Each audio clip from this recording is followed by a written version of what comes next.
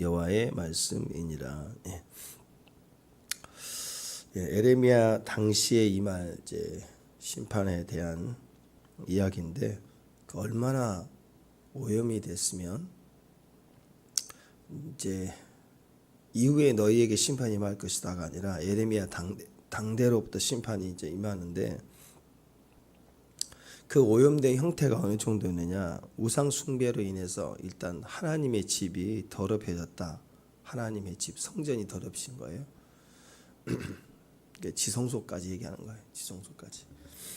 자, 흰놈의 아들 골짜기에 지은 도벳 사당에서 우상을 위해서 자식을 불태워 바치는 인신 제사를 드렸다. 결정적. 그러니까는 위로는 누구도 건들 수 없는 1년에 한 번 들어가는 대제사장이 들어갈 수 있는 지성소, 성소까지 더럽혔고, 밑으로는 이방인도 할 수 없는, 동물도 안 하잖아. 자기 자식을 인신 제사로 우상 숭배로 드렸다. 이건 있을 수 없는 일이잖아요. 그러니까 가장 위로는 하나님, 밑으로는 자기 자식까지 드리는 제사.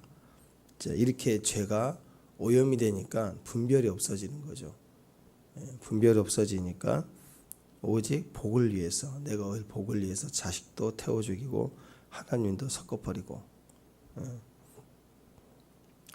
32절 34절 쭉 나와 있는 내용, 인신 제사를 드린 그 흰놈의 아들 골짜기를 이제는 시체가 매장할 자리가 없을 정도로 죽음의 골짜기를 만들어서 유다 사회가 유지하지 못할 만큼 그렇게 심판하시겠다. 그러니까 엄청난 심판을 통해서 사람이 너무 많이 죽으니까 흰놈의 골짜기에 시체가 넘치도록 매장할 수 없을 만큼 쌓아둘 만큼 그런 자리가 되게 할 것이다.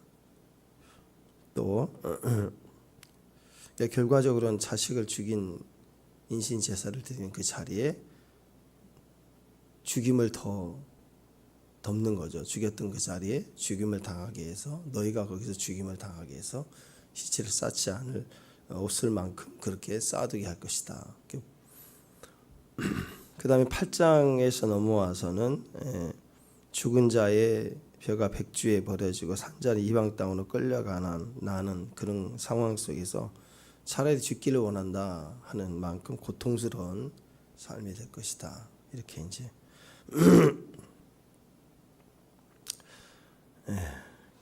그러니까 얼마나 잔혹하겠어요.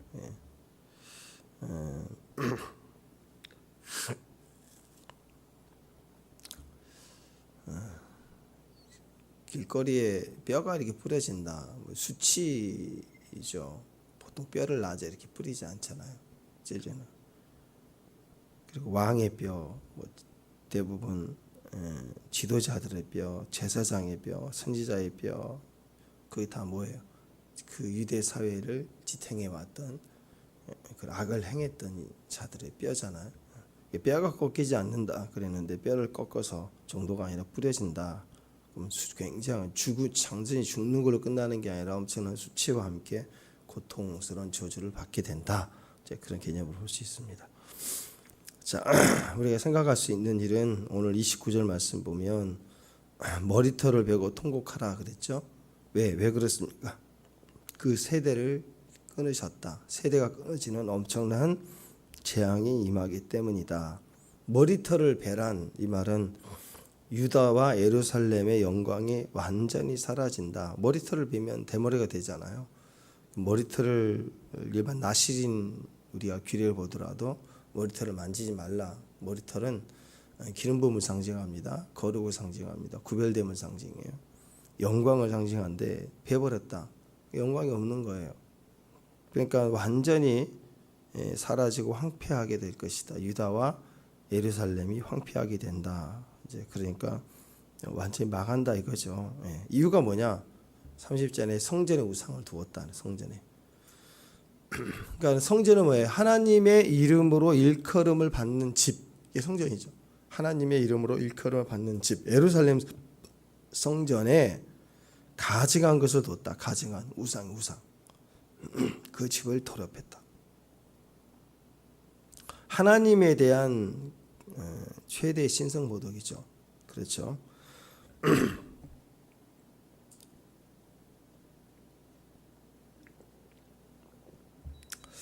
그러니까는 하나님의 전 안에 우상을 집어넣었다, 세워놨다는 그 말은 하나님도 그 썩어진 우상의 정도 하나잖아요. 뭐 이거 우상이 하나인데요, 뭐 이렇게.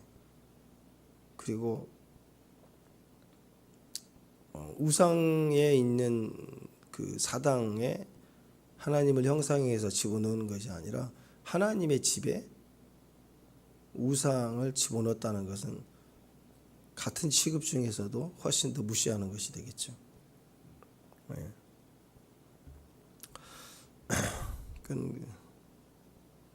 자, 지금은 성령이 내주하시는 하나님의 성전이 교회잖아요.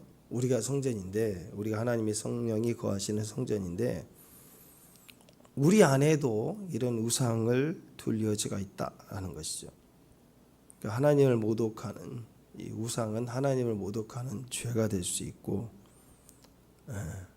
그리고 우리가 하나님 무시하는 것이 될 수 있습니다.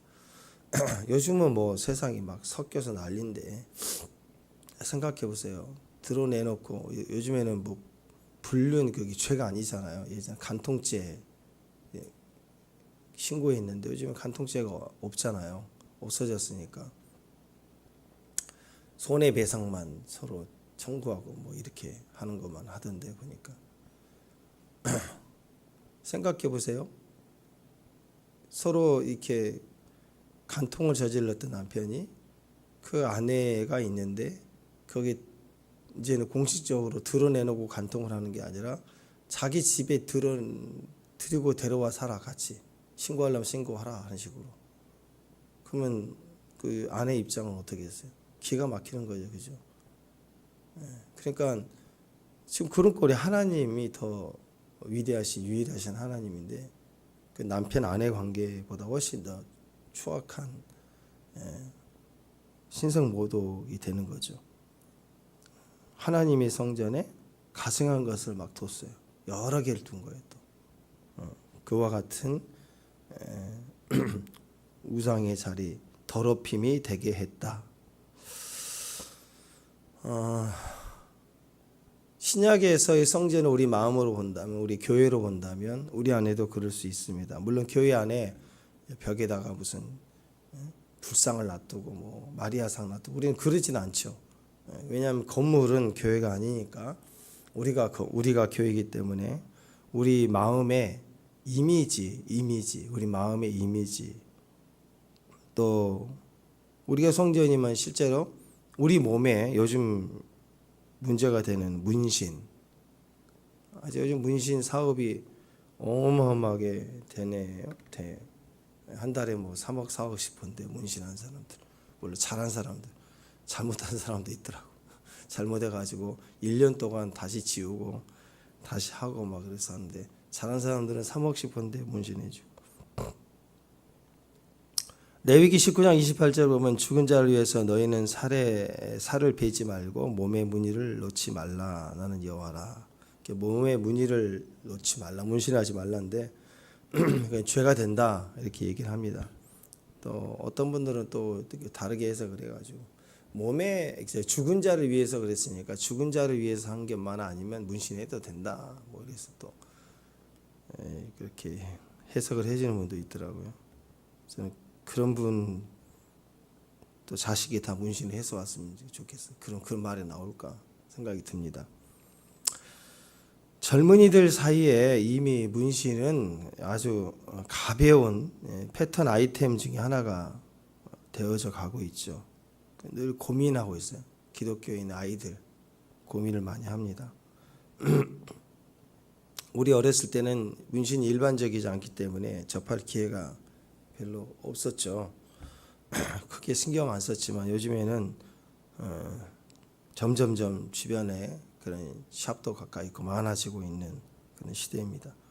특히 문화가 그렇게 만들어가고 전 세계적인 추세다 보니까, 그리고 미국의 그 유명한 그런 그 예배 팀들 중에 음악한 사람들, 찬양하고 사역하는 사람들 중에도 보면은 문신을 하고 예배를 인도하는 것들을 봐요.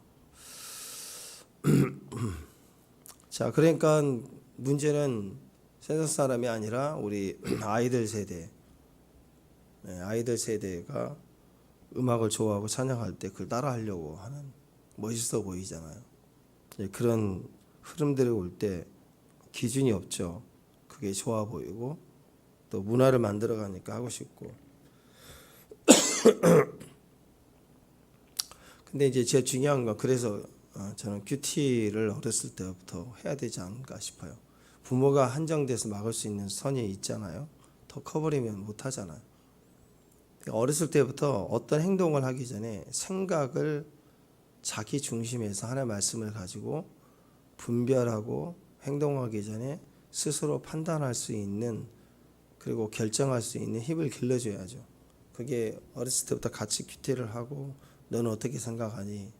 이 말씀이 이렇게 나오는데, 그래서 계속해서 그 과정이 필요할 것 같아요. 그렇게 해서 하지 않고서는 부모나 선생님이 이건 안 돼 이렇게 단순히 얘기해서 지켜줄 수 있는 선이 한계가 있다라는 거죠. 교회도 마찬가지입니다.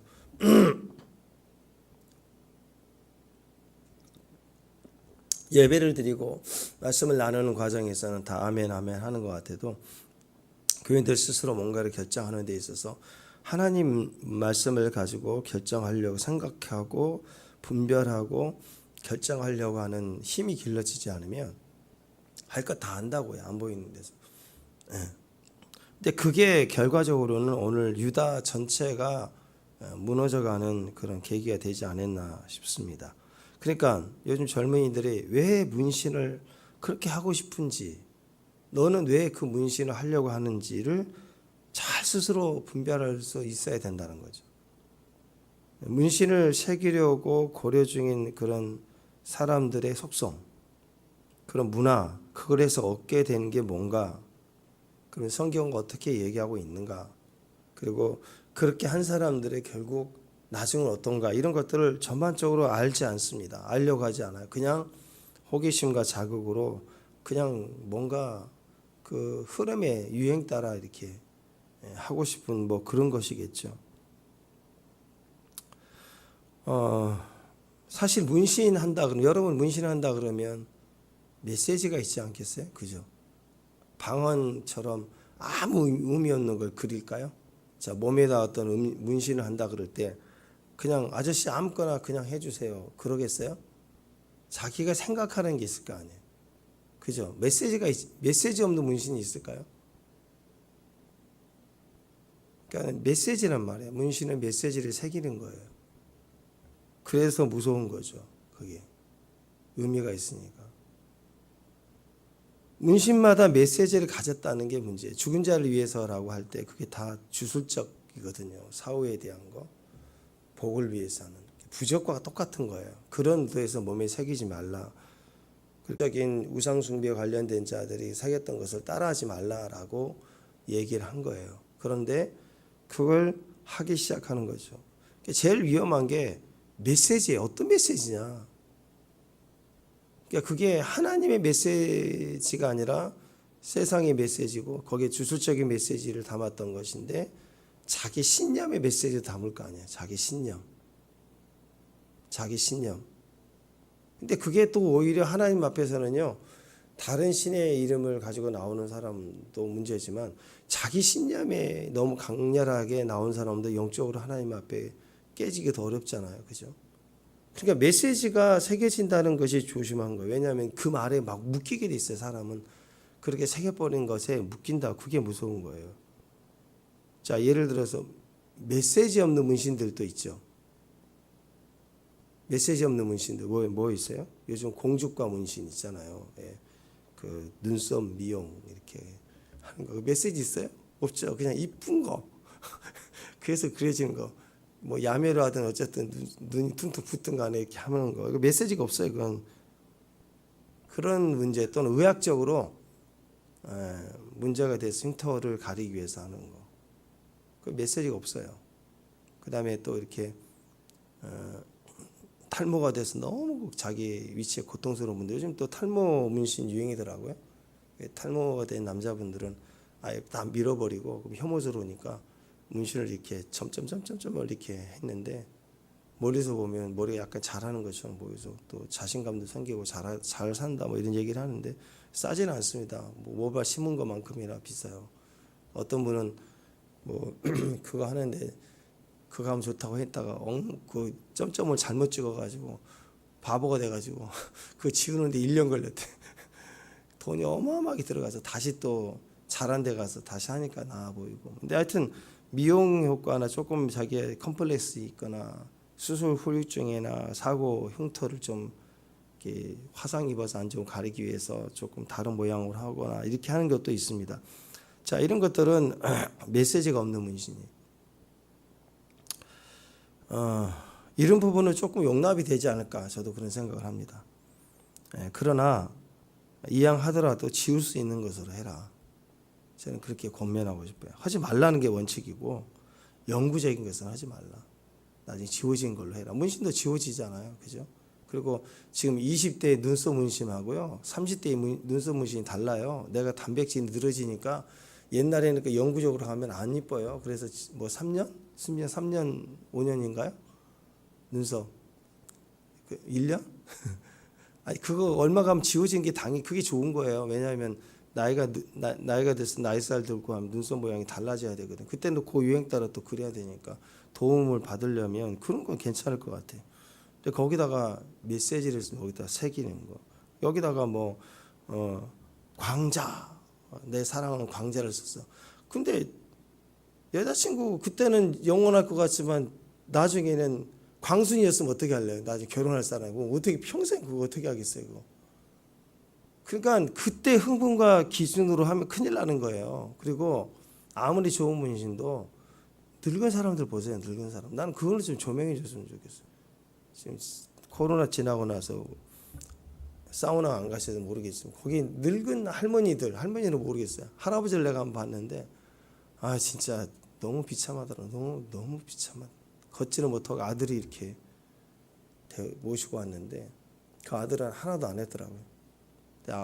할아버지가 그 시대에 꽤 나은 분 같아요. 하여튼 할아버지 그렇게 온몸에다 그 정도면 보통 야쿠자보다 더한 것 같아요. 보니까.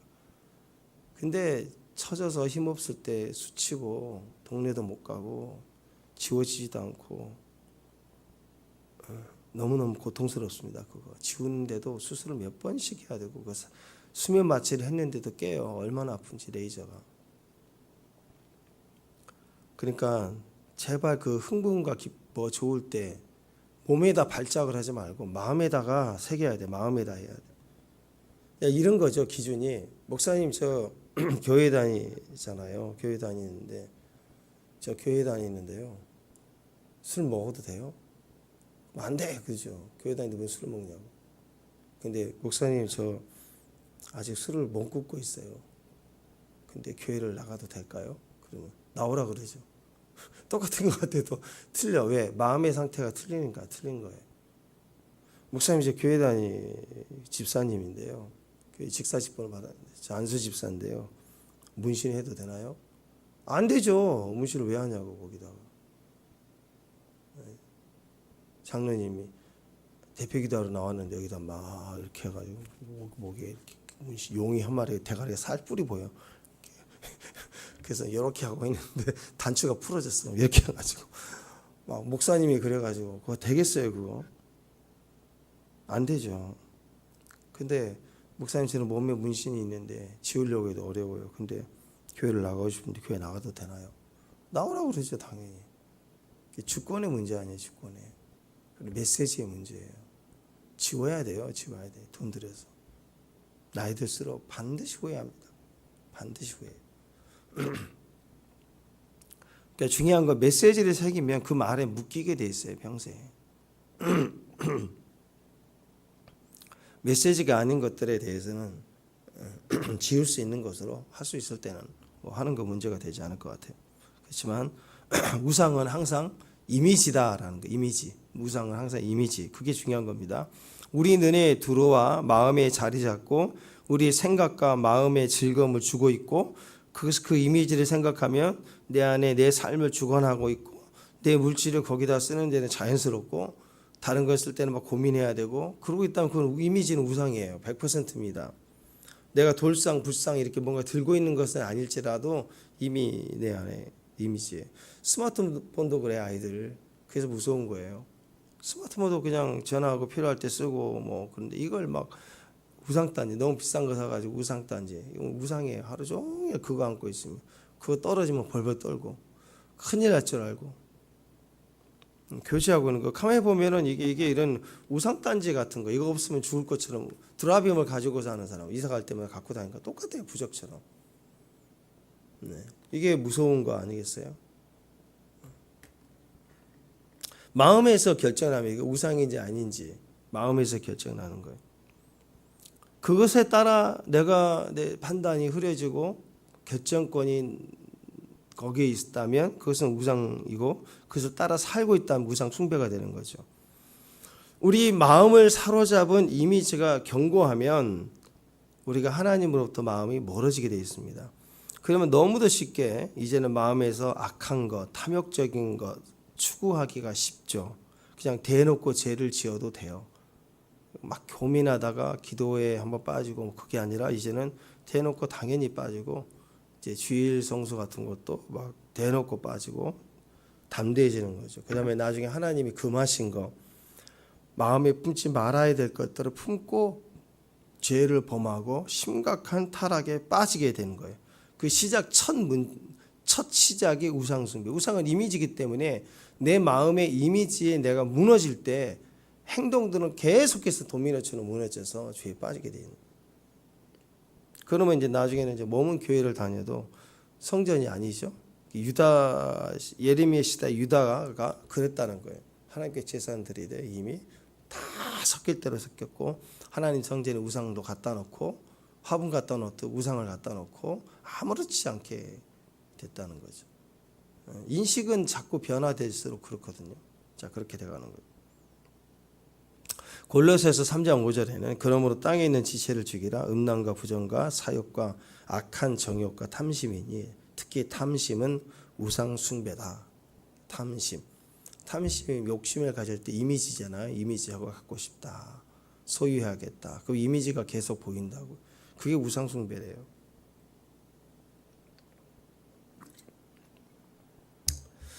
자, 32절에 보면 죄악의 씨앗을 뿌리면 반드시 그 죄악의 열매를 누가 거두냐면 자신이 거두게 되어 있어요.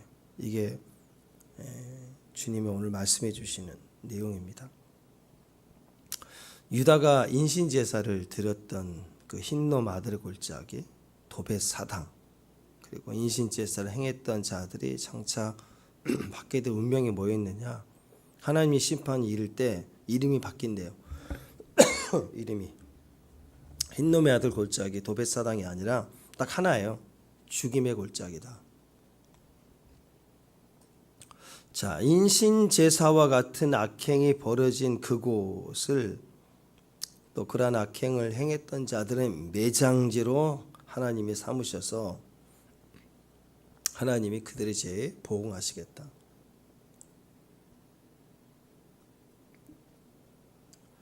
자기가 악행을 저지르면서 이익을 받던 그 자리에서 망해요. 거기서 죽임을 당하게 해요. 거기서 보응을 나타내세요. 그래서 씨앗은 원래 그 씨앗 안에 그 열매를 잉태하고 있죠. 잉태한 것은 아직 안 보여요. 엄마가 아이를 잉태하면 아이가 당장 보이는 거 아니잖아요. 잉태됐을 때는. 그 세포가 정자와 난자가 만난 그 분열을 갖다 어떻게 알겠어요. 그러나 이 미래, 이 아이를 통해서 할 모든 미래까지 잉태되어 있는 거잖아요. 씨앗도 그래요. 씨앗 같으면 거기 안에 나무, 꽃, 그다음에 열매 다 거기에 잉태되어 있는 것입니다.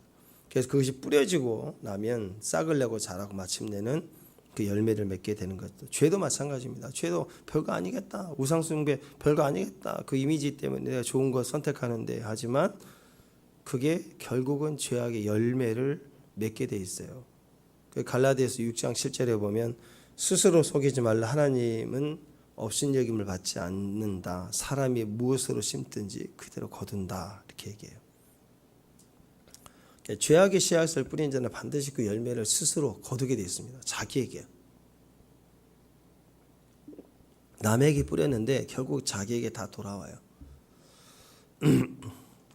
신약 성경에서 지옥을 이렇게 뜻하는 단어가 게헨나거든요. 게헨나, 신약에서 게헨나, 그럼 지옥이라는 단어인데, 이게 원래 흰놈 골짜기, 오늘 나와 있는 흰놈 골짜기 게흰놈이란 말을 헬라어로 번역한 거예요. 그러니까 이 흰놈의 아들 골짜기란 자체가 지옥이에요. 지옥은 어떤 곳이냐?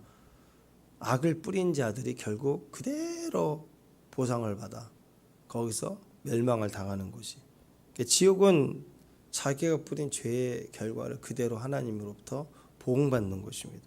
빼도 박도 못해요. 최후의 날 오히려 자신들이 영원한 수치를 당하게 돼요. 뼈가 막 부려지게 되고 자리 하나 잡지 못하고 차라리 죽었으면 좋겠다 얘기하는. 그래서 오늘 8장의 앞부분 1, 2, 3절에 지금 나와 있는 내용들을 보면 지옥에 외치는 소리와 같아요. 네, 차라리 죽었으면 좋겠다. 고통이 너무 크니까.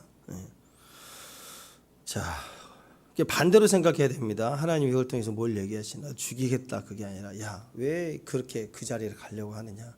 심고 거두는 법칙은 하나님 나라의 원리야. 죄도 그 자녀들의 인신 제사를 하나님의 이름으로 자녀를 죽였으니 얼마나 하나님을 무서운 하나님을 오해 만들겠어요. 하나님의 이름으로 사용을 해서 자녀를 죽이는 그 악한 곳에 너희 시체가 쌓인다 그래. 쌓인다. 보응을 받는다. 하나님 나라는요 30배, 60배, 100배예요. 뒤집어서 얘기하면 좋은 땅의 사람들의, 저와 여러분은, 성전은 하나님의 성전이 있는 사람은 좋은 땅에 있는 사람. 마태복음 13장 23절에 보면 좋은 땅이 뿌려졌다는 것은 말씀을 듣고 깨닫는 자니 결실하여 어떤 것이든 100배, 어떤 것은 60배, 어떤 것은 30배가 된다. 100배, 60배, 30배의 결과를 얻게 되는 거예요. 사람마다 밭이 틀려요. 마음이 틀릴 수 있습니다. 어떤 사람은 정상적으로 보통 결실할 때 보통 뿌린 만큼 거두잖아요. 1배 정도. 어떤 사람은 똑같은 자리에서 결실해서 다 한 배 결실하는데 100배를 결실하는데. 그러니까 기도할 때 똑같이 기도했던 사람은 100배로 결실해요. 어떤 사람은 60배, 또 30배. 증가의 법칙 볼 때 2배만 해도 엄청난 거 아니에요. 그런데 하나님 나라는 심는 대로 그렇게 겹으로 오래 안에 겹쳐진다. 그게 우리의 일이에요. 좋은 땅의 사람들이. 근데 여기 이제 몰렉에게 제사해서 자녀까지 드리는 분별 없이 우상에 빠진 자들, 그 죄의 갚음이 지옥과 같이 배로 갚아지는 거죠. 교회 일도 보면 교회 100가지 일 있으면 100명이 100가지 일을 하는 게 아니죠. 길가 같은 사람, 돌박 같은 사람, 가시떨기 같은 사람, 그런 사람들이 일은 하는 게 아니에요. 어떤 사람들은 좋은 밥 싶어요. 독점해서 하는 게 아니고 하라 그러면 또 다 빠져 안 해. 근데 하는 사람이 할 때 그의 삶에도 그런 열매를 하나님 주시더라 이거예요. 주시더라. 그러니까 좋은 땅의 사람이 돼야 돼요. 좋은 땅이. 교회에서 좋은 땅 같은 사람 한두 명이면 전체 교회가 부흥을 하고 선교지도 부흥이 되고. 그리고 교회는 크는데 콩가루 같은 교회가 있잖아요. 좋은 땅 같은 사람이 없는 거예요. 그냥 서로 그냥 싸우는 짓하고 정신이 없죠. 그래서 좋은 땅의 사람들, 오늘 아까 마태복음 13장 말씀 나왔잖아요. 좋은 땅이 뿌려졌다는 것을 말씀을 듣고 깨닫는다. 그래서 결실하여 어떤 사람 100배, 60배, 30배가 된다 그랬잖아요. 깨닫고 결실하는 거. 다시 뒤집어서 얘기하면 아까 우리가 유다의 그 몰렉 제사까지 가는 건 듣고 깨닫지 못한 거죠. 야, 아들 자식까지 바치면 엄청 복이 임한다. 몰렉에게. 그걸 듣고 깨닫지 못한 거죠. 그죠? 그리고 자식도, 그 귀한 자식도 바치는 거예요. 그러니까 처음부터 이미지로 올 때 깨달아야 돼요. 이미지로 들어올 때. 착하고 좋은 마음으로 말씀을 듣고 지켜 인내로 결신하는 자, 좋은 땅. 이게 결국 인내라는 거죠. 하는 말씀을 딱 들으면 분별하고 인내할 수 있어야 돼요. 그게 좋은 땅입니다. 좋은 결실의 사람. 근데 대부분은 인내하는 거 싫어해요. 훅 하는 거, 한 방이면 되는 거, 그런 걸 원해요. 만약에 선악과에 선악과 창세기에 보면 하나님이 올리는 자라 성숙에 있잖아요. 인내가 반드시 필요해요. 근데 선악과에서 사탄이 야 이거 따먹으면 하나님처럼 된다? 근데 좀 인내해야 돼. 그래서 안 따먹었을 거예요. 아니 이거 먹고 또 따먹고 곧바로 안 되고 한참 인내를 해야 된다고? 그러면 하와가 나 못해 아마. 인내하라고 하면 제일 싫어해요. 사탄이 하는 건 대부분 인스턴트는 즉석에서 즉각 부자 되고 즉각 뭐 몸이 살이 빠지고 뭐 그런 걸 좋아해요. 사람들은 즉각. 대부분 가짜의 가능성이 높아요. 실력이 높아지는 거, 인격이 좋아지는 거, 신앙이 좋아지는 거, 기도의 영역이 커지는 거, 다 인내가 필요한 것들이에요. 하나님 나라는 반드시 인내로 계시라는 거예요. 그게 정상이에요, 정상. 근데 이 알약만 먹어봐 100점이 나올 거야. 그런 거 어디가 있어요? 그런 걸 좋아한다고요. 쪽집게 딱 집어주면 합격하는 거 이런 거 원한다고. 인내일 필요 없고.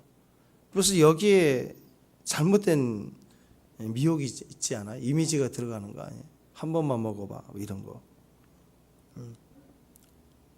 그러니까 30배, 60배, 100배의 결실하는 자는 믿음의 사람들이고, 믿음의 사람은 다른 말로 인내하는 자고, 어려우리 그 자리에 인내하는 자, 결실하는 자라는 뜻입니다. 이래저래 피해 다니고 기회를 보고 자기 기회로만 삼고 살려고 하는 사람들은 인내할 수 없어요. 결실할 수가 없어요. 대부분 우상을 섬기는 사람들의 특징입니다. 그죠? 부적을 쓰고 또 주술을 쓰고 구술하고 하는 것들은 인내하기 위한 건가요? 즉각 효름을 보기 위한 거잖아. 그죠? 뭔가 귀신의 힘을. 인내를 하기 원한다면 새벽 기도해야죠. 천천히 기도하면서 주여 하고 나가고 계속 인내를 해야 된다면. 그러니까 우리가 거기서 분별이 가능한 거예요. 진짜와 가짜를 분별할 수 있습니다. 음식도 인내가 필요하지 않는 음식들. 그 노을쇼우라는 목사님 어려서 가정 생계가 힘들 때 농사일을 하면서 틈틈이 바이올린을 배워서 동네 파티 주점 저녁 일도 끝나고 그래서 바이올린을 연주하러 여기저기 다니는 거죠. 어느 날 마음에 깊은 곳에 툭 하고 떠오르는 말이 너 뭐하고 사냐? 너 뭐하고 사냐?